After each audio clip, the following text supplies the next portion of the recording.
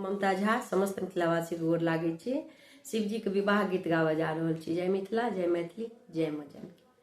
चलू सखी देखन आजू हे मैना के अंगनमा, चलू सखी देखन आजू हे मैना के अंगनमा। आयल शिव बड़ी यात है मैना के अंगनमा, आयल शिव बड़ी यात है मैना के अंगनमा। चलू सखी देखना आजू है मैना के अंगनमा। अजगुत बड़े बड़ी आती देखला, अजगुत बड़े बड़ी याती देखल। विस्मित सब सरी याती देखल, विस्मित सब सरी याती देखल।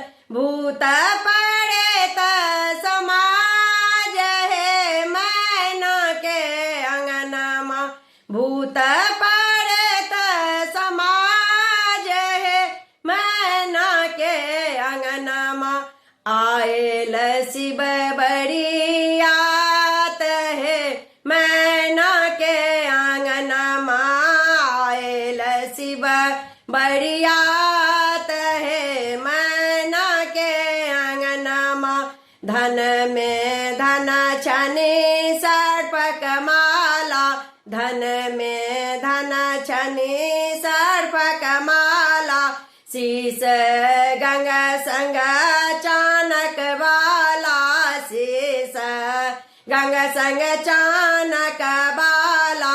सहस ससरई साफ है भोला के गहनमा, सहस ससरई सर्प है भोला के गहनमा।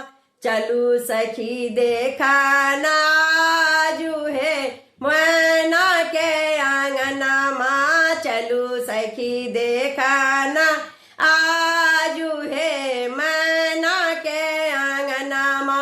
अंग विभूति गड़ा मुंड माला, अंग विभूति गड़ा मुंड माला। बूढ़ा बरद पहिरन बाघक छाला, बूढ़ा बरद पहिरन बाघक छाला।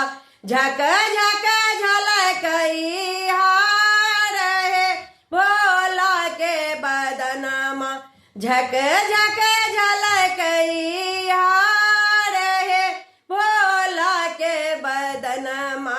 चलू सखी देखना आजू है मैना के अंगनमा, चलू सखी देखना आजू है मैना के अंगनमा।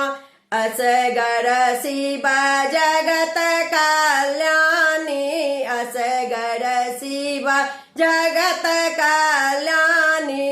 उचित कहावती ऑर्डर दानी, उचित कहावती ऑर्डर दानी। पूरल मनोरथ आजू है गौरी मन मगनमा, पूरल मनोरथ आजू है गौरी मन मगनमा। चलू सखी देखना आजू है मैना के अंगनमा, चलू सखी देखना